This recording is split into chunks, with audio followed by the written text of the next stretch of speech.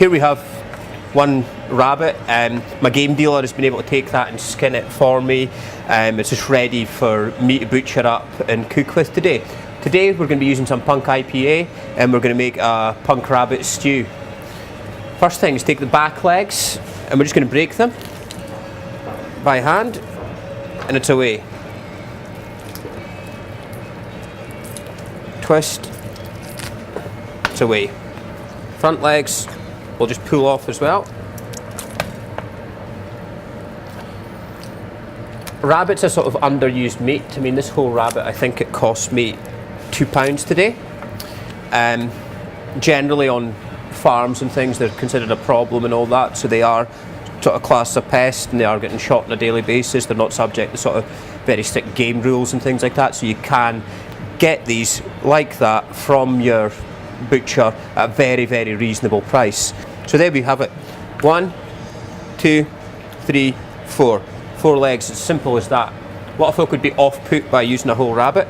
Next I'll separate the rib cage, and now separated that from the loin.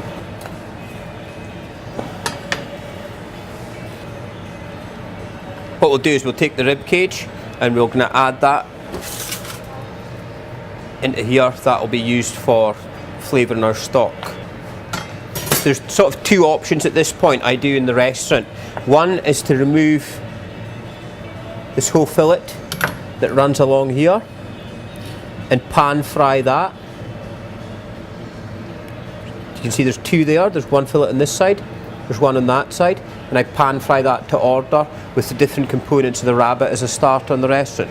But the dish that I'm doing for you guys today, for you cooking at home, is like a stew, just an all-in-one, making it so easy and all that. So what we'll do is we're going to treat this almost like what you would with sort of ossobuco from a veal. So we'll just cut straight through the bone.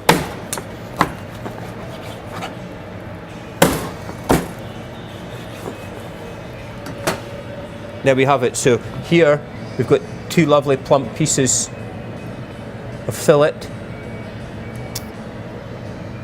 with the bone running through the middle there.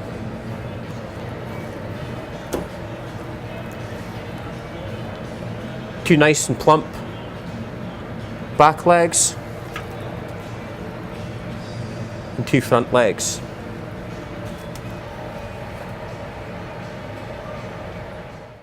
Now what I've done, that I've quartered the rabbit, we're just going to pan fry these off.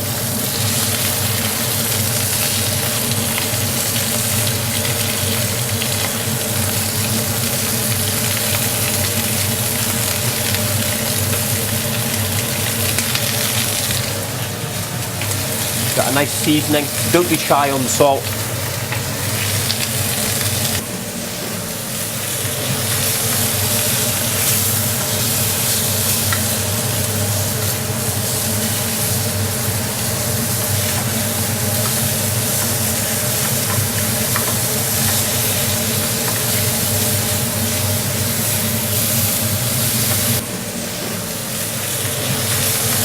Into our stew we'll add some vegetables and just start browning these off.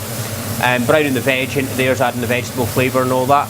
Then we're going to add some more special ingredient, the Punk IPA itself. We're replacing Punk with where you would use a white wine or a red wine in this dish.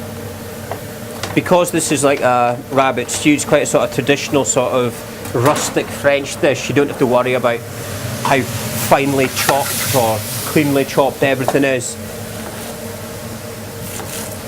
When you do this dish, even in a restaurant situation, that it's got the sort of homely, home-cooked style about it. It's what a lot of people are looking for.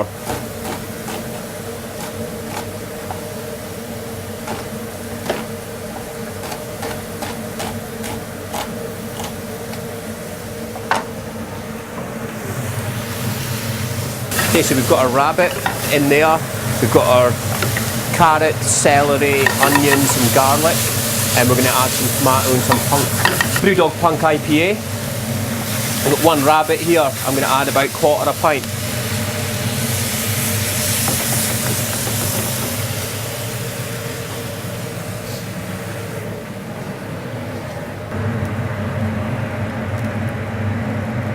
small tin of tomatoes.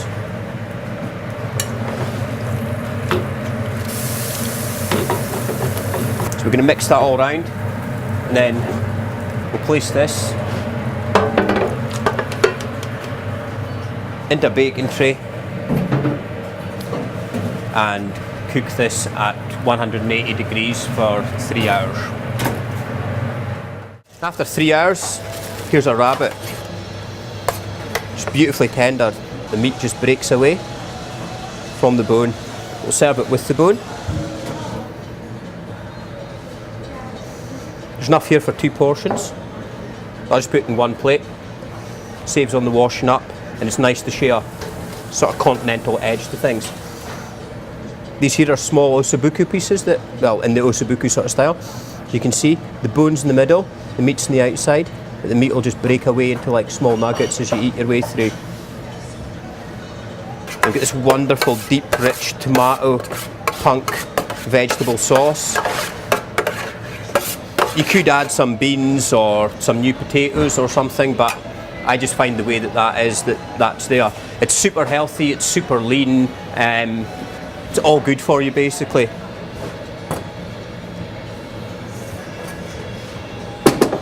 Definitely a sportsman's diet.